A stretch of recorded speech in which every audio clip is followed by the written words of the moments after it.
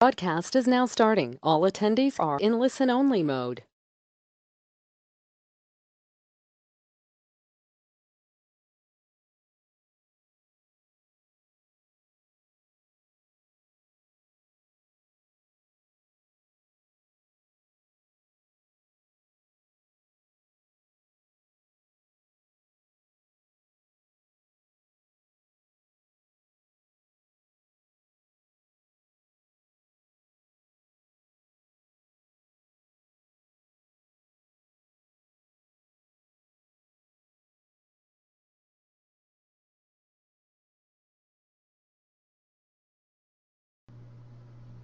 Hi everyone, and welcome to today's Kaleidoscope Play and Learn webinar, Celebrating Holidays in Culturally Responsive, Respectful, and Inclusive Ways. It is exactly 10:30, so usually we give a minute or two for folks to go ahead and log on. Thank you so much for registering to participate in the webinar today. And this webinar, like all of our Kaleidoscope webinars, will be uploaded to our YouTube channel. So if you have colleagues who would like to watch it at another time, or if you'd like to watch it another time, you can always access it via YouTube. So if someone wouldn't mind typing in the chat just to confirm that you can hear us okay, that would be great.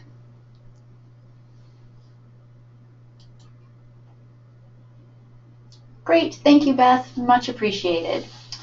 So I would like to go ahead and introduce your presenters for today. I am Jennifer Duval. I am the lead for the Kaleidoscope Play and Learn program, and I have with me today two colleagues that work on the Kaleidoscope Play and Learn team, and I will go ahead and let them introduce themselves now.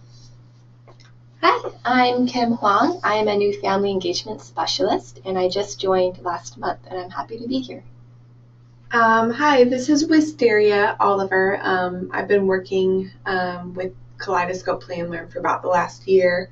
I'm the admin specialist and contract monitor that a lot of you have probably spoken to through email.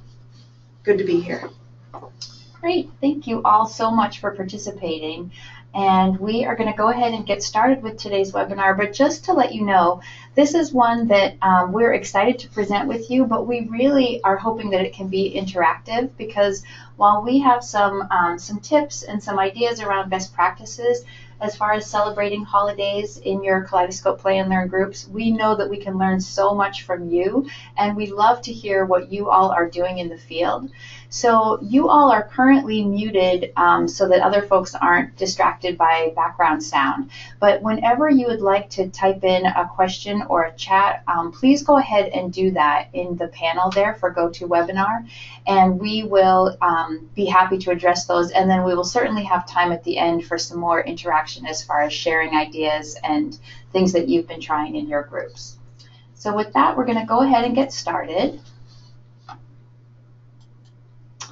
And today's objectives for this webinar are twofold. The first is to consider using holiday celebrations as another opportunity to bring more diversity into your Kaleidoscope Play and Learn groups. This can be a great way of doing that, but there are some things to keep in mind when doing that. So we're going to get into that in more detail. And then the other objective really is to share ideas for increasing caregiver leadership and participation through celebrations, and those can be holidays or other. And we've heard over and over again that getting caregivers to be involved and then to offer some leadership opportunities is something that can be a struggle for a lot of facilitators. And so this is one idea of something that can be a really inclusive and welcoming way of getting some of the caregiver participants of your groups to take a leadership role and to really actively participate in the Kaleidoscope Play and Learn program. And we chose this topic, and I want to point out that, yes, we're doing it at the beginning of December, which is typically considered a common holiday time. But this is something to keep in mind all throughout the year, because there are holidays of all different cultures that are celebrated in every month of the year. But we did want to talk about it now because it continues to come up, and particularly around the end of the year. And we really do feel that holidays it's an important discussion because holidays matter deeply to people. And so for the participants of your group, this is something that they may take very personally. Holidays represent many varying experiences, feelings, connections, and memories of family and close friends. So it's not something that we want to push under the rug. We want to use it as a way to gain more insight about the families in your group and make more connections with the participants in your group. So we don't want to discount how important this is to the families that are coming to Play and Learn groups. And we see it as an opportunity to learn more about each other through having these celebrations. And just to be really clear up front, we are not planning to offer a magic bullet answer to this important and sensitive topic. Kaleidoscope Play and Learn does not have any hard and fast rules about how you may celebrate holidays in your groups. Really, it's entirely up to you as facilitators and within your organizations whether you choose to celebrate holidays. And so that's an ongoing conversation with the participants in your group and with your coordinators. But please don't feel that the only answer to this sensitive topic is the no holiday policy. There are many early education settings and Play and Learn groups and story times that decide the easiest way is to just not celebrate any holidays at all. And that is, completely your choice if that's something that you want to do. But we want to point out that that's not the only way to handle this. And we really believe there's no one right way to make this decision and decide how you want to celebrate holidays or if you want to celebrate them at all. So it's an ongoing conversation, and as I said, we can learn a lot from each other on ways to do this. But don't feel that you have to negate the conversation completely. A few things to keep in mind. Holiday celebrations should be culturally relevant to your groups, and we're going to talk more about that as the webinar goes on. But something to think about is, really who is your audience, who is coming every week, and what's going to be meaningful for them. And then that celebration should always be anti-biased and developmentally appropriate for the different children in your group. And this can be tricky with Kaleidoscope Play and Learn groups where we have children from, newborns all the way up to 5 or 6 years old, and tailoring the different activities that you might have to fit the age of the children coming. But you all are experts at this and do an amazing job of having multiple setups so that you're reaching the different children that are coming and that you can adapt the different activities so that it's appropriate for the ages that are present in your group. So we'd like to go ahead and get some ideas of things that we can try in your group. So I'm going to go ahead and turn it over to Kim now, and we will for sure have time to share ideas of what you all are doing. We're going to give some tips and ideas of ways that you might choose to do this in your group, and then we'll have some more interaction. Kim? Okay. Hello. So we've come up with some ideas on what you can try in your group. These are suggestions, so if you find that you like a lot of them and want to implement a lot of them, that's fantastic. If you find that some of them may not work with your group, that's okay too. Just do what you think is best. Before I begin, I just want to pose a question and ask how many of you have already been talking about the holidays within your group. You can type into the message box, feel free to, and we'll just take a moment for everyone to respond.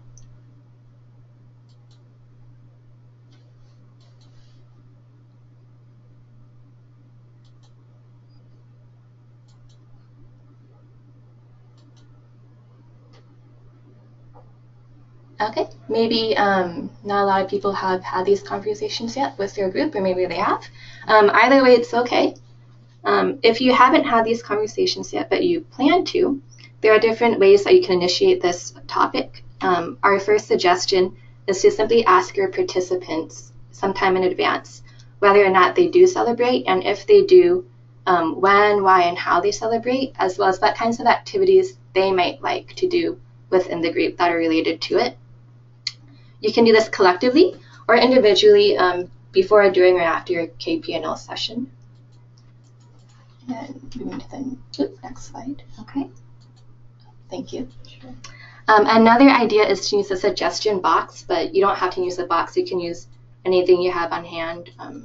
a cup, a bowl, a basket, and to put it by the sign-in sheet so everyone can see. If you provide pieces of paper, you can ask people to write about their holidays, their non-holiday traditions, and suggestions on what activities they like to do in the group. This method is especially nice because it gives the option for people to be anonymous if they want to. Next slide, thank you. A different medium you can use to collect the same information is to use a large poster or a piece of paper and put it on the wall and make a list as a group, or you could have people add on to the list individually on their own if they like. If you have access to a whiteboard, you can use that as well. Have any of you used these methods at all? I think maybe we might be having a technical difficulty. Well, we did get one response, Okay. and it may be easier if we unmute you. So we can give that a try and see Okay, if I'll it, stop. hopefully it won't get too distracting for folks if people are coming in at different times.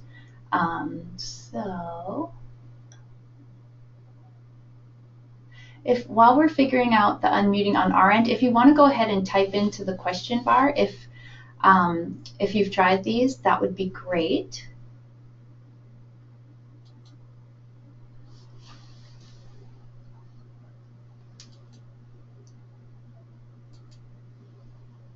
Okay, great. So we're going to go ahead and unmute all.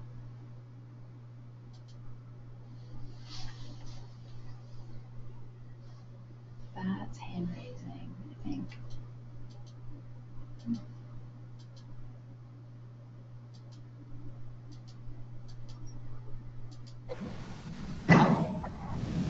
Did folks have, so we're getting everyone unmuted here. Did folks have comments for this particular question?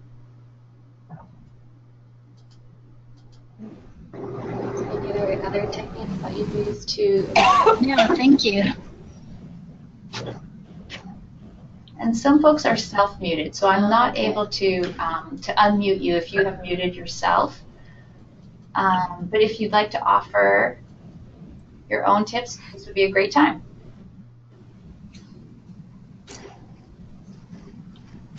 Okay, there'll be lots of other opportunities to share.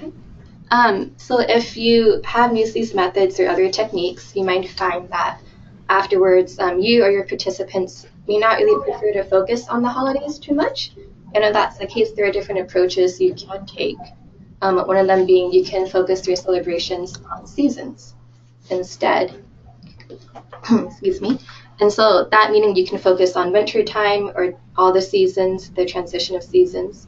And conversations and activities that you can do related to this include talking about what kind of activities people like to do in the winter time, what seasonal traditions people may have, or what kind of foods people like to eat or cook during this time.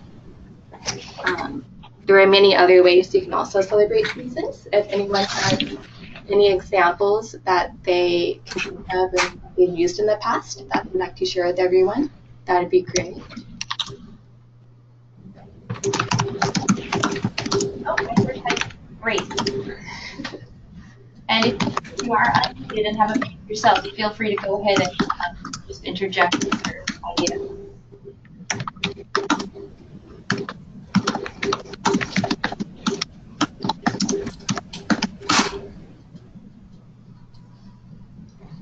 It looks like, so Brittany and Catherine are from Johnston County, North Carolina, and they said they've not yet tried this, but they would definitely like to try the questions on poster paper. So that's great. That's a really simple way to get at some of this information.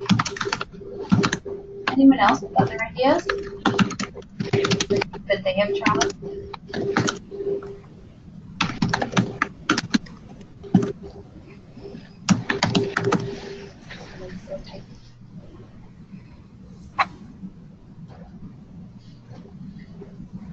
And we've got a few brand new facilitators. So it sounds like some of this will be new information and just giving some ideas of things that you can try. And then it looks like Christina was saying that they have not yet asked about holidays, and this was something that they were going to do a little bit later in their group. And recommend that some folks who work in libraries, so for instance at library story time, that they've chosen not to celebrate holidays, which, as I said, totally fine.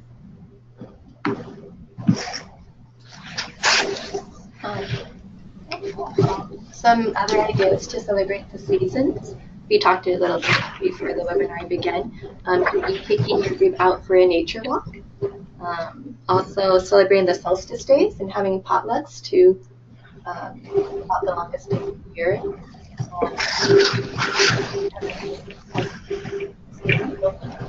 That's a common one.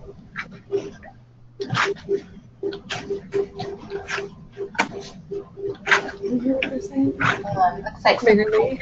And sharing about different cultures.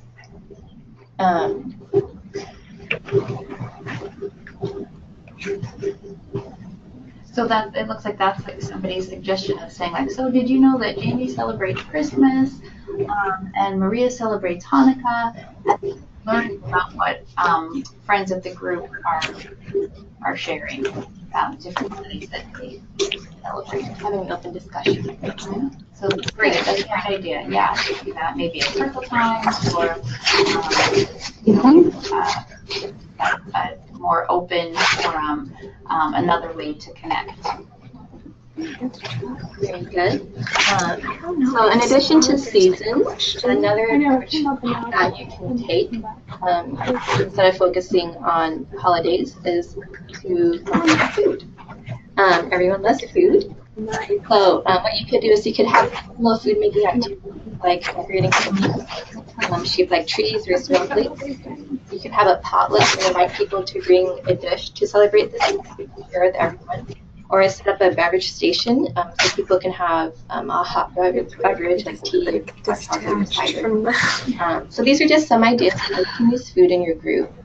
Does anyone have any other examples of ways they've used food in their groups to celebrate? Or maybe examples of what they did, what foods they brought perhaps?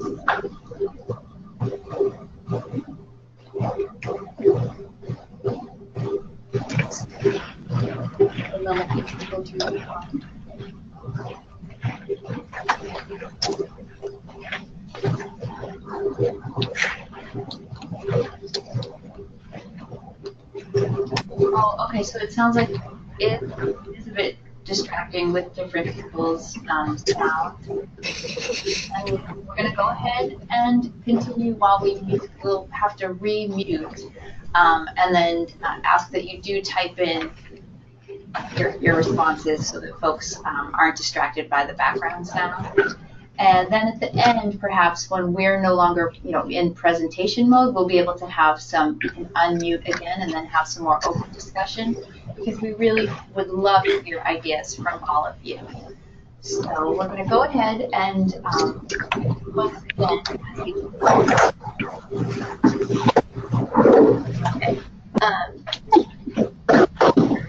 As Jennifer had mentioned in the beginning, something that we really like to emphasize is caregiver engagement. That is a significant component of the KPL groups.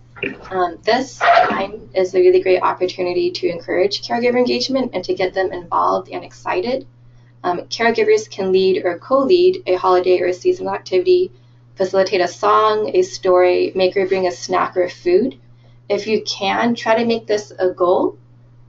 We understand that this can be difficult, and sometimes caregivers, they may not feel comfortable taking on this leadership role, and that's okay. Just try to encourage them maybe to partner with another caregiver or with a facilitator so that they don't have to do it alone.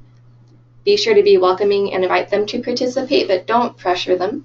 Remember that getting to know the caregivers on a weekly basis can make them feel more comfortable and more apt to want to lead an activity. Thank you. Also, for facilitator involvement, you as well could share your own traditions and holidays with the group, and after you share that through story or a song or a dance, whatever it may be, you can invite others to share theirs as well. We do want you to keep in mind that not everyone celebrates, and so when you do have holiday-related activities available, at the same time, be sure to also offer non-holiday related activities so that non-celebrating participants feel welcomed and everyone feels comfortable. And so to wrap up this little section, we'd like to open up a discussion so everyone can talk about how they feel about celebrating in the holidays and what has worked or not worked. Feel free to type into the message box, please, on what your ideas are. If you have any new ideas that weren't mentioned so far in the presentation. And we'd also love to hear if you have tried any of these strategies that we talked about, either sharing food or doing something special within your circle time, other ways that you've tried some of these activities in your groups, and whether it's worked or not, and what feedback you've gotten, and maybe even why you chose to do that. If it was from feedback you got from your participants, or if it's because holidays are so important to you and you really wanted to share that with your Kaleidoscope Play and Learn group. We'd love to hear. And as the questions and comments get typed in, we'll go ahead and read them out. So it looks like Beth had said that she would like to show a book that shows how people around the country celebrate a holiday. That's a great idea for story time during circle time. Mm-hmm. And libraries can be a great resource for this. Children's librarians are a wealth of information on different books that would tie in well with this theme. So definitely feel free to reach out to your local children's librarian and see if they have suggestions of books that you could bring in to help with this. Oh, and it looks like Beth has also mentioned that there isn't very much diversity in her group, so it looks like maybe incorporating literature to talk about different holidays and cultures would be a good idea. Mm-hmm. I think that's fantastic. Mm-hmm. Yeah.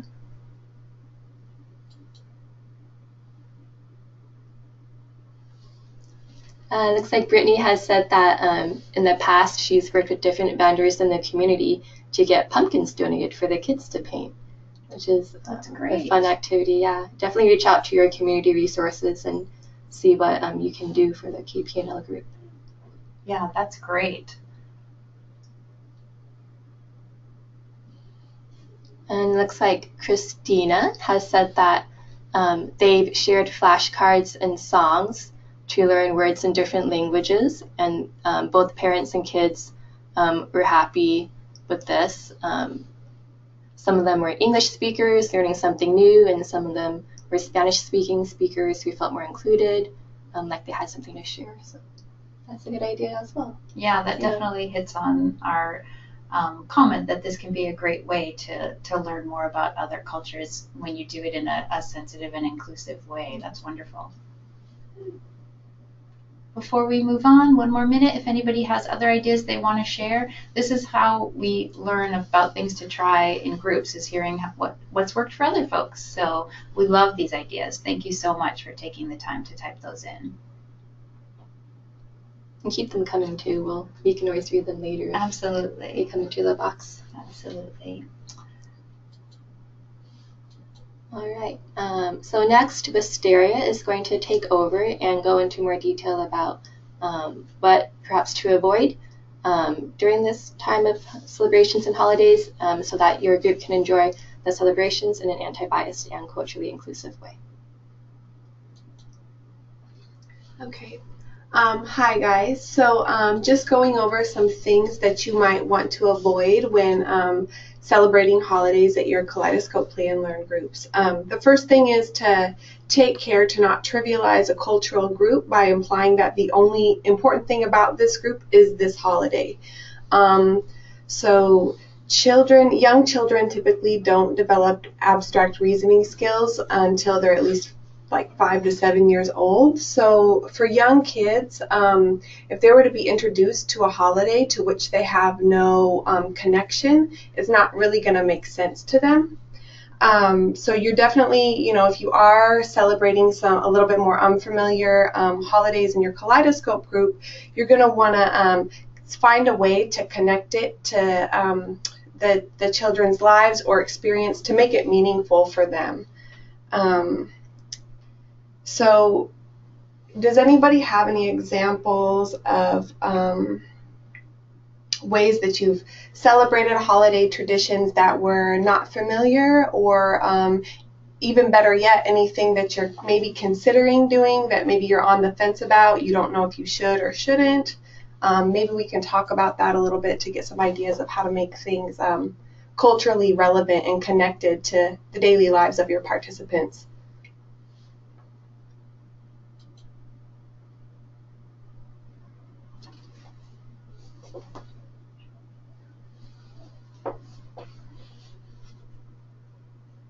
Yeah, so it is tough. I'm not seeing any comments come through now, but this is where a lot of people sometimes have apprehension about celebrating holidays or anything that they're not really familiar with. You don't want to do it in the wrong way.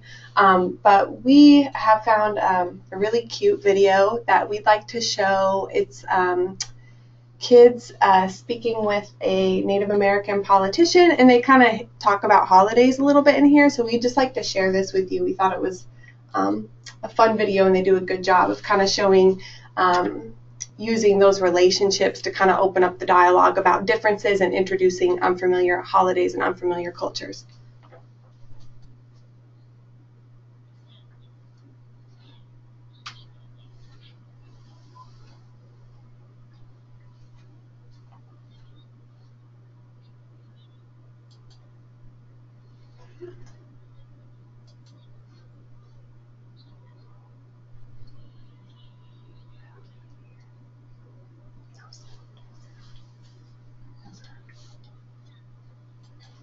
Okay, so we see that you guys have no sound.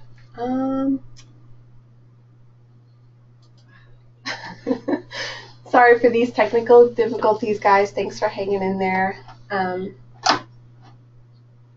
We can always send it out later too, because we're not hearing much sound either. Yeah, we can send a link to the video. It's just a 5-minute, really cute demonstration of a Native American politician having a really great conversation with a bunch of different children, and he talks about some of the holidays that are celebrated in our country that don't necessarily gel with his culture and how he feels about that, and just very, in a really respectful way, talks with them about that. And so we will send out the link to that video. It's a cute one.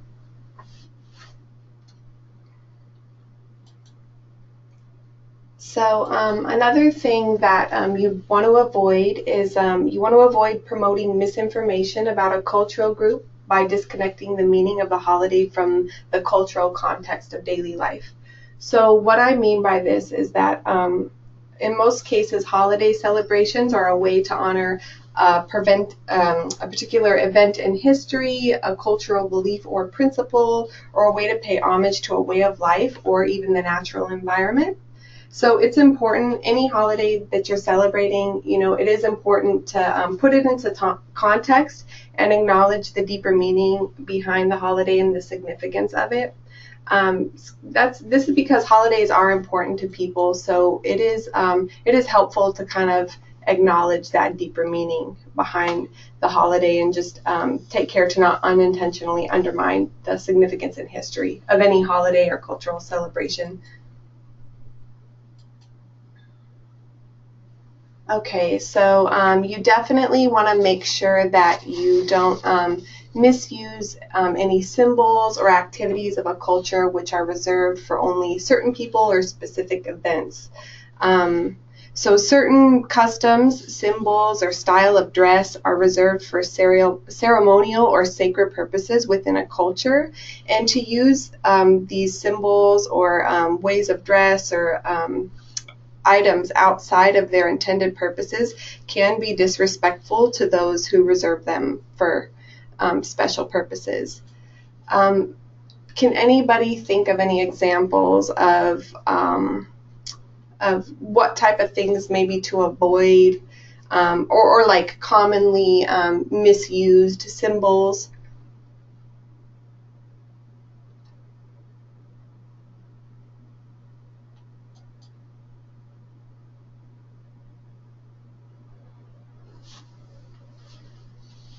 Okay, yeah, so Native American headdresses I'm seeing put in the comments. That's what my mind went to too with this. Definitely, and that's a common one. Actually, the video that we were attempting to show, it kind of goes over this a little bit. But yeah, it can be offensive. That some headdresses are reserved for special purposes and in special ceremonial settings, and it's offensive to use it as a casual costume just for fun, I guess.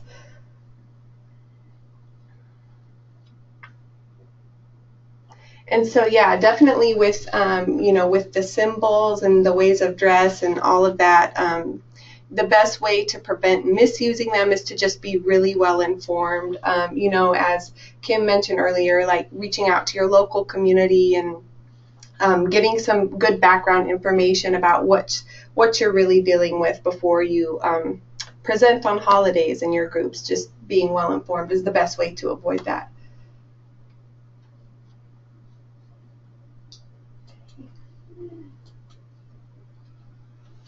Okay, and so you also would want to make sure that you don't tokenize families and by giving the impression that they need to be representatives of the holiday to the group.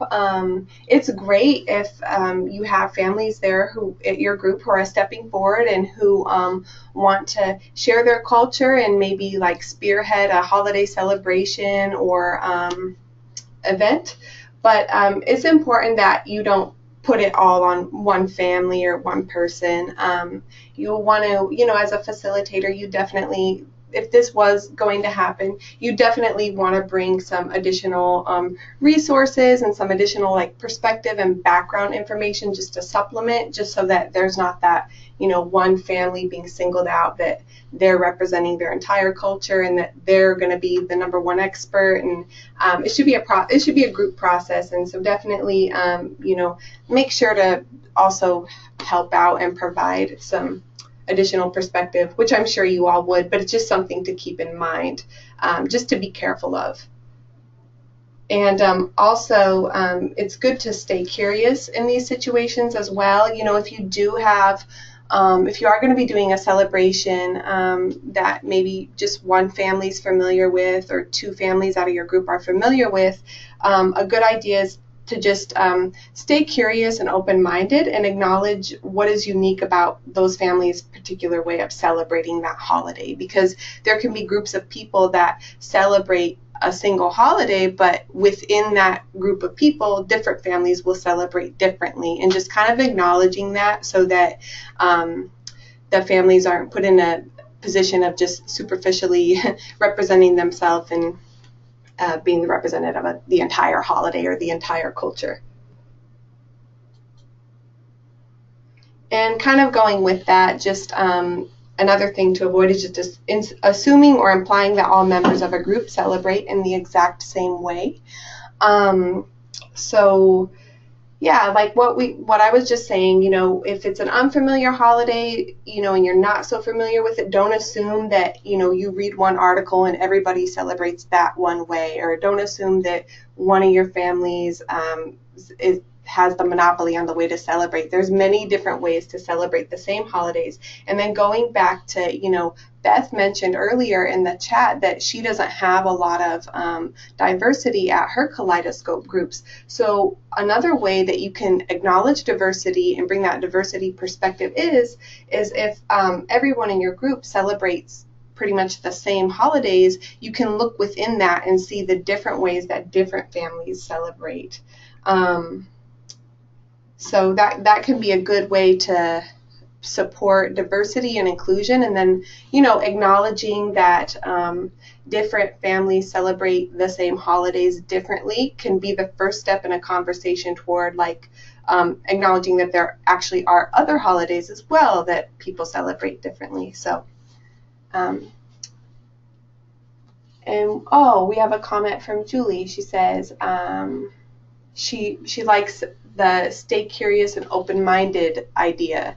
Yeah, I like that too, Julie. I think that's really helpful, and that's a great way to learn across difference and build connection. Great.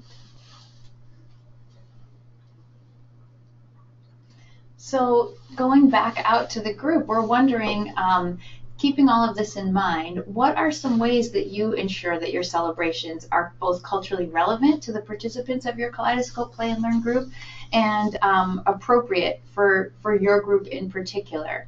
I mean, we talked about some ways that you can gather some of this information, but we're curious if this is something, if you're participating in today's webinar, then it's probably something that is on your mind and that you are curious about and that you are sensitive to. And so what are some ways that you would like to try this out, or that you've tried it in the past, and how has that gone? And it looks like we do have one comment of how important it is to be sensible with your group, because not everybody can afford to celebrate in the same way, which is absolutely true. So that's something that you probably keep in mind in your groups, not just across celebrations and holidays, but in all the different things that you are presenting. For instance, different activities or different toys, just really being mindful of the diversity, both perhaps culturally and economically, of the participants in your group, and not assuming that everyone has the same resources to celebrate in these ways, or even if that's something that they would choose to do if they were able to. So that's a great point, Christina. Thank you for pointing that out, to just really be mindful of that you never want to set up a situation where families who are participating are wishing that they could celebrate in this particular way, but they can't afford it, or that they see these particular materials but they can't supply them at home. That's why we're often talking about all of the ways that you can make materials yourself. We have a whole Pinterest board of different activities that you can try that are homemade, so that you can model that for the families in your group, and they can go home and try it at home. And the same goes for these types of celebrations. I mean, you can celebrate in your group in a way that costs next to nothing and is really inclusive and welcoming, and kind of modeling that for how families may choose to celebrate in their own homes, in their own families, in their community. So thank you for pointing that out. What are some other ways or things that you would even think about as you're preparing for, perhaps having some sort of holiday celebration, just to make sure that it is culturally relevant and appropriate for your group? What are some other things that you might think about?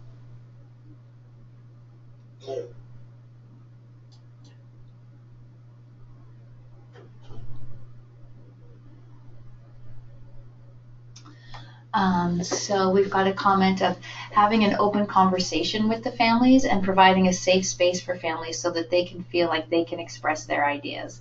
That's amazing. I mean, that's a great way to do that. And you as facilitators know the participants best, so you will, maybe feel that it's great to do it in a more open, at circle time kind of way, or perhaps there are families that you think maybe wouldn't feel comfortable sharing in that space, so you could have a one-on-one conversation with them while you're interacting with the children at a more child-directed activity. So it's similar to the way that we talk about emergent curriculum, where you kind of have this plan in mind of what you want to do, but then you let go of that once you're at your group and the kids are interested in something, the families are interested in something, and you kind of tailor your plan for that day for what's interesting to the group. And this can be really similar as far as celebrations go. So you're gathering information from the families who are coming on what it is that they, how they would like to celebrate, what they do at home, make sure that they feel comfortable to share those ideas, and then you can take it from there.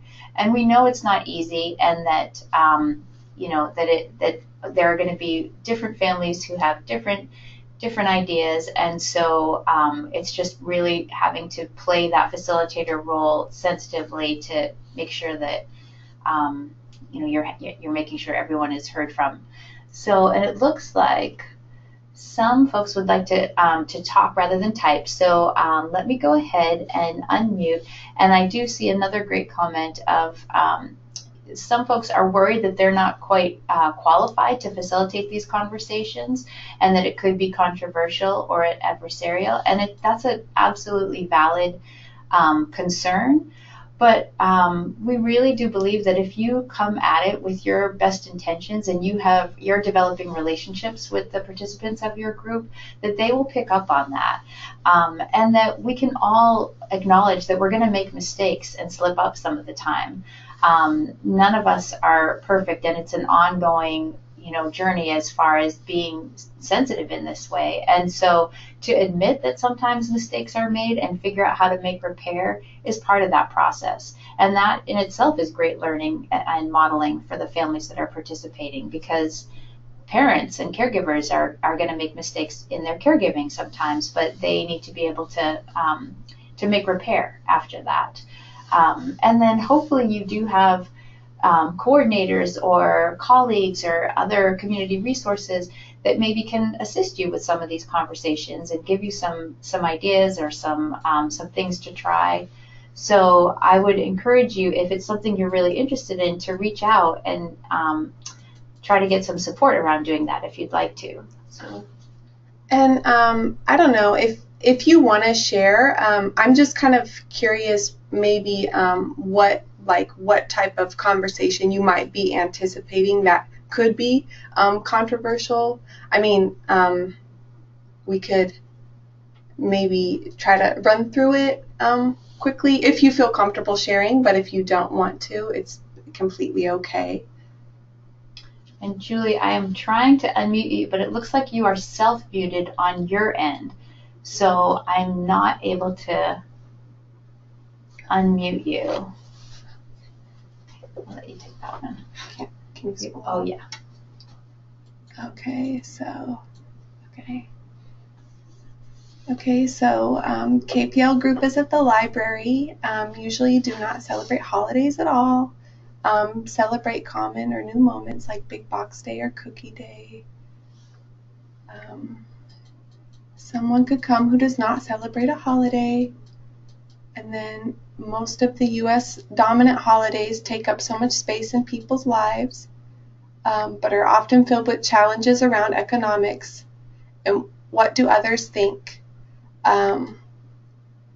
Okay, I don't know if, I'm not sure if you guys can read the whole comment. So basically, Julie is saying that they have their groups at the library. Oh, I think Julie can speak now. Julie, I just got unmuted. Okay, Julie. Can you hear me? Yes, we can hear you. Oh, great. Okay, so so at the library, as I wrote, anybody can come, and I think most of our KPL groups are open to the public. So we want to talk about celebrations, but more how they arise from the group momentum rather than us planning something. And part of that is because there are different challenges around what people can or can't do, what their belief systems are. And we just feel like with the captured time we have, I think celebrations are fantastic, but how can we just capture everyday celebrations and let the conversations emerge, but not add one more holiday laden event that they go to. So that's partly been our philosophy, and I'm curious what others think. And then separate from that, so my Halloween sharing is that at the library that I work at, they tend to do more holiday things than I have ever done. And so I thought, well, okay, I'll just go with the flow. And so we had Halloween books picked out, and we had a Halloween art project. And in my previous setting, there were a number of Russian families who, that group did not celebrate Halloween. It was not an, for again, I'm not saying that this is true of all Russian families, but many of the families in our community would not send their children to public school on Halloween because it just was in conflict with their belief system around what's projected by Halloween. So I never celebrated Halloween until this time at the library, and we hadn't been having any Russian families come. Well, this particular day, a family came for the first time, And in that moment, they came in, and I knew the family and knew that their background was, it was actually Ukrainian. And so we quickly adapted our story time so that the focus was not Halloween and that the art project was more open-ended. And I then had a conversation with the father who came with his children, and he said they don't celebrate Halloween. And so that just felt like, again, one of those challenges where to be as inclusive as possible, it just seems for me personally better not to highlight holidays that I know can be exclusionary in Whatcom County. Mm-hmm. So I'm just curious what other people think and what your perspective is on that. One thing that I'm noticing that's really great is that you were able to accommodate the family that did not celebrate Halloween, and I think that that's something really good to keep in mind, that some people do celebrate holidays and some people don't. So always, like, if you're like anybody that's going to do any holiday celebration, like, definitely have an out, and like definitely don't make it seem mandatory. It's hard to do that, though. You're right. Like when the culture around us and like maybe the library we're in is putting up decorations and really promoting it, it's hard to do. So good job on that. That's definitely hard. And if anybody has any additional pointers around that, like how to balance maybe folks that do celebrate holidays with some that want to opt out, please let us know.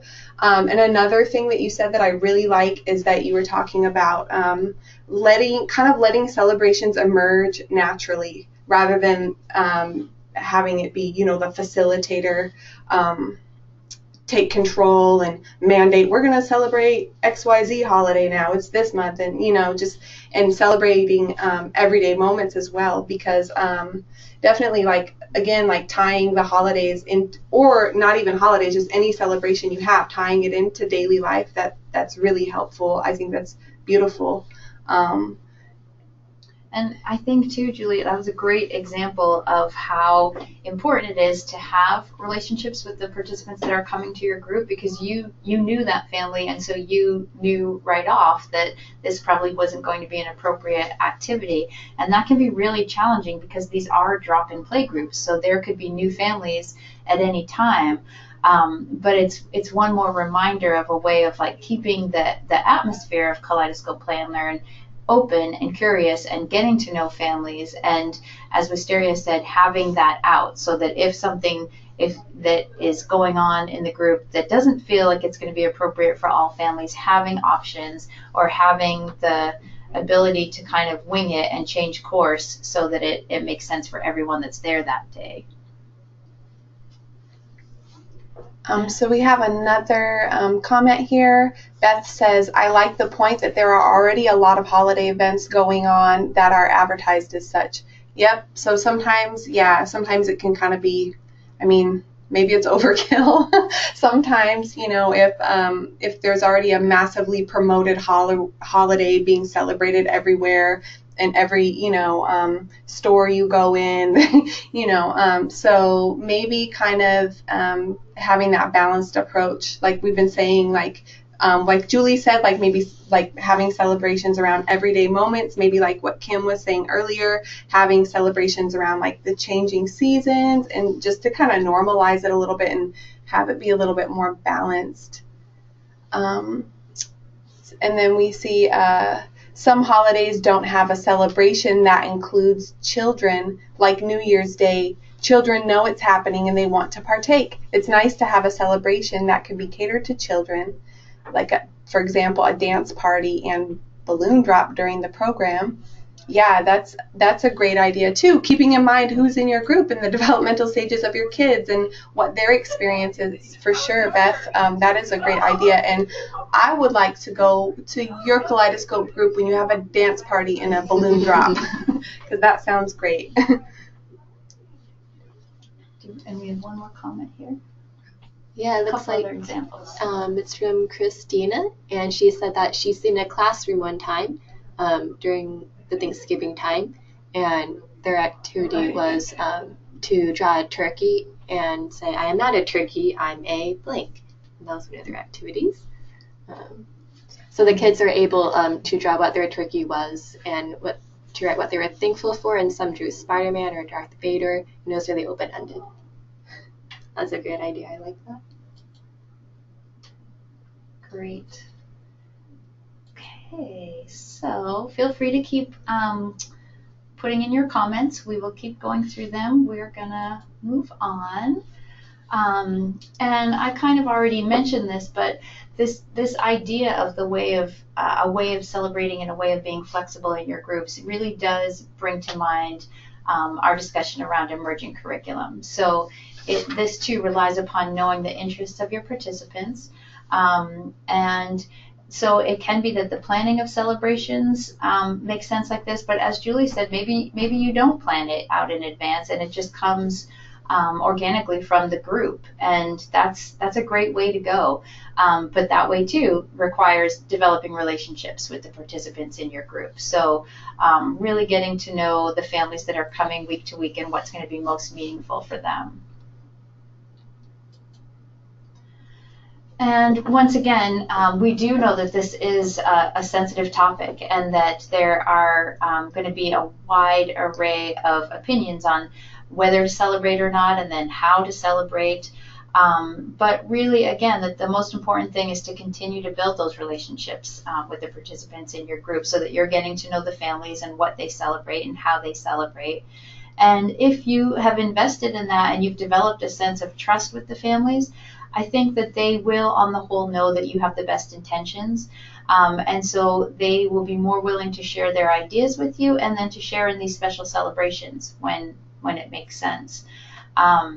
So we know that some of this is easier said than done. In some ways, it's kind of a pep talk of, that we want you to continue to try to take risks in your group, but even more importantly, to invest in developing relationships with the participants in your group and learning from them what's going to make the most sense for your weekly play and learns. So we feel like these are some things to try. There are some things to just be mindful about. This, again, is an ongoing discussion, and we'd love to hear, what you all are doing on this realm. And then also to just another note that we are available to help as well as you're, trying to figure some of this out throughout the year. If this is something that you're interested in pursuing more, please do feel free to reach out, and we are always happy to offer resources that we have, but then also perhaps to connect you with other community partners. If that might be helpful to figure out how you might go about some of this. And on that note, we also have some resources here that might be helpful for you. Some of our information we took from here, and if this is a topic that you're curious about and you want to give some of this a try, these are some great resources. And we do have another suggestion. Does anybody want to read off the latest? It looks like Julia has said, if highlighting cooking or baking, you can generate a lot of cross-cultural conversations about how/what people do in their families, homes, and communities. Yeah, that is a great way. Yeah, food is a great way to explore those ideas. And this could link to holiday baking, cooking, special foods, and celebrations. Mm-hmm. Yeah. We just did that internally at our team retreat. We had an annual family services team retreat, and rather than trying to order in lunch or something, we decided that everyone could bring something that was meaningful to them for lunch and snacks and desserts, and baking was involved, and it was really fun and a great way of building community across our team. So yes, if you're able to do that in your groups, that is a great relationship builder. Yes, and Julie, if you have more to share, I think that you're still unmuted, please. Or let's see. Yeah, please. Okay, thanks. Oh, I just wanted to share, especially just based on what you just mentioned about having that sharing within your workplace meeting. We had a similar meeting at a child development center that I worked in, and I had a totally eye-opening experience because, again, I was coming from my view of holiday celebrations, right? And so we had people bring something that they traditionally might share during that particular holiday season, and I felt so privileged to have one of our staff members come. And what she did bring an item to share, but what she also brought was a TV dinner box. And what she shared was that growing up, that's how they celebrated Christmas together. Mm-hmm. That they didn't have baking, and that with their income, the biggest treat for them was to splurge on these dinners. And I had this huge aha and this bubble sort of burst that, oh, not everybody even does that sort of thing, right? Right. So I love how you've really framed all of this around building the relationships and an atmosphere of safety, mm-hmm. so that people can bring whatever their experience is into the room. Great. And so anyway, I hadn't thought about that experience in a long time. And at first I felt like I had made a big mistake. But on reflection and conversation with her, she felt really glad that she felt a part of the group, but could share a way that she really kind of often felt left out of things because she didn't have that special holiday, goulash or cookie recipe to share. Right. So anyway, that just came to my mind. So. Thank you so much for sharing that, Julie. And exactly like that, we really do feel like a lot of this is based on building those relationships and creating a safe and welcoming space.